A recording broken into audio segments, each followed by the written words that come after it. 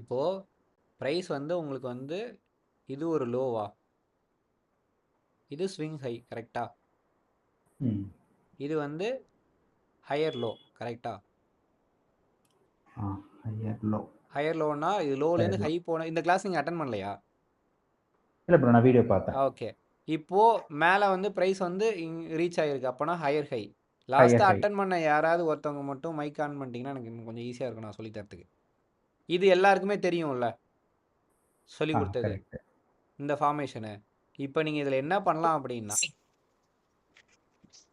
இதில் அடுத்து ஒரு ஹையர் லோ வரணும். ஆமாம் இல்லை இப்போ இதில் ஆமாம் இதில் நீங்கள் என்ன பண்ணலான்னா, லாஸ்ட்டாக அந்த லோவில் வந்து ஒரு லைனை மார்க் பண்ணிக்கோங்க, கடைசியாக அந்த ஹையில் வந்து ஒரு மார்க் பண்ணிக்கோங்க, கடைசியாக அந்த ஸ்விங் இருக்குது பார்த்தீங்களா, அந்த ஸ்விங்லேயும் ஒரு லைன் மார்க் பண்ணிக்கோங்க. எல்லா லோலையும் ஒவ்வொரு லைன் மார்க் பண்ணிவிட்டு உங்களுக்கு இப்படி ஒரு செட்டப் கிடச்சிரும். இப்போது இந்த லோலேருந்து இந்த ஹை வந்து ஒரு ரீட்ரேஸ்மெண்ட் வந்திருக்கு கரெக்டாக. ஃபிப்பை எடுத்து இந்த லோலேருந்து இந்த ஹைக்கு மார்க் பண்ணுங்கள். மேக்ஸிமம் 786 வந்திருக்கு நமக்கு, 618 786 நமக்கு வந்திருக்கு. ஓகே, அப்போ வந்து மேக்ஸிமம் இறங்கினா 786 வரைக்கும் நமக்கு ப்ரைஸ் இறங்கும். அப்போ நெக்ஸ்ட்டு ஸ்விங்கு வந்து நமக்கு இது தானே லோ, இது தானே ஹை. இப்போ வந்து ஹை இதுதான். இப்போ என்ன பண்ணணும்னா ரீட்ரேஸ்மெண்ட் டூலை எடுத்துகிட்டு இந்த லோ டு ஹை வந்து நீங்கள் மார்க் பண்ணணும். அவ்வளோ தூரம் நம்ம வெயிட் பண்ண வேணாம். நம்ம இப்போ என்ன பண்ணலாம் அப்படின்னா, இந்த 0.5 0.6 இருக்குது பார்த்தீங்களா, அந்த இடத்துல ஒரு பாக்ஸ், அந்த பாக்ஸ் போட்டுக்கோங்க. பாக்ஸ் போட்டுட்டு இந்த இடத்துல லைன் டூல் இருக்குது பார்த்தீங்கன்னா, பேத்தை எடுத்துகிட்டு இந்த லோ வந்துட்டு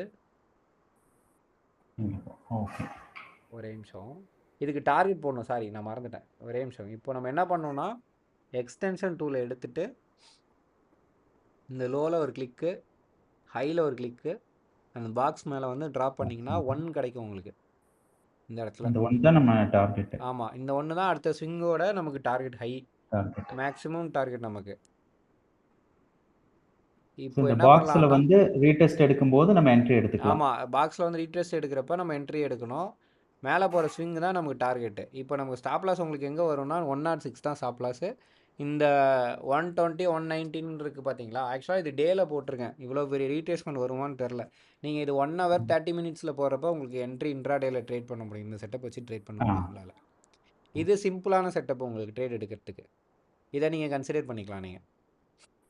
ப்ரோ, இது கூட நீங்க சொன்ன இந்த சப்போர்ட் அண்ட் ரெசிஸ்டன்ஸையும் டிரா பண்ணிக்கணுமா? ஆமாம், எல்லாத்தையும் ஏன்னா சப்போர்ட் அண்ட் ரெசிஸ்டன்ஸ் வந்து இப்போ என்ன ஆகும்னா, சப்போர்ட் இந்த வீக்லியில் வந்து இந்த இடத்துல ஒரு சப்போர்ட், ஒரு பெரிய சப்போர்ட் இருக்குது, மந்த்லியில் வந்து இது பக்கத்தில் ஒரு பெரிய சப்போர்ட் இருக்குது அப்படின்னா ப்ரைஸ் இந்த இடத்துல திரும்பிடும் உங்களுக்கு. நீங்கள் அந்த இடத்துல கன்சிடர் பண்ணி ஏற்கனவே நமக்கு திரும்ப போது நம்ம இங்கேயே பை பண்ணிக்கலாம் அப்படின்னு கன்சிடர் பண்ணிக்கலாம். சப்போஸ் நீங்கள் வந்து இந்த லோ வந்து ஸ்டாப் லாஸ் வச்சுருக்கீங்களா, இந்த இடத்துல ஒரு மந்த்லி சப்போர்ட் இருக்குன்னா ஓகே நமக்கு ப்ரைஸ் உடைக்காது, வந்துட்டு நமக்கு மேலே போயிருங்கிறத நீங்கள் அதை கன்சிடர் பண்ணிக்கலாம். அதுக்காக யூஸ் பண்ணுறது சப்போர்ட் அண்ட் ரெசிஸ்டன்ஸு. இந்த கான்செப்ட் எல்லாருக்கும் புரிஞ்சிச்சுல சொல்லி கொடுத்தது. இது ஆக்சுவலாகவே ஃபஸ்ட்டே சொல்லி கொடுத்துருக்கேன், இது கொஞ்சம் இப்போ டீட்டெயிலாக சொல்லியிருக்கேன் உங்களுக்கு புரியுற மாதிரி.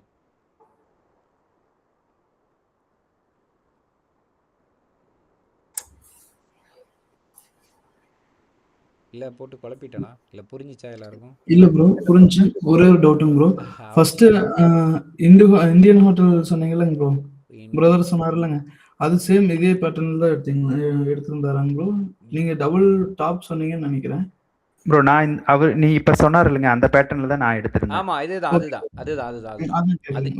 அதேதான்.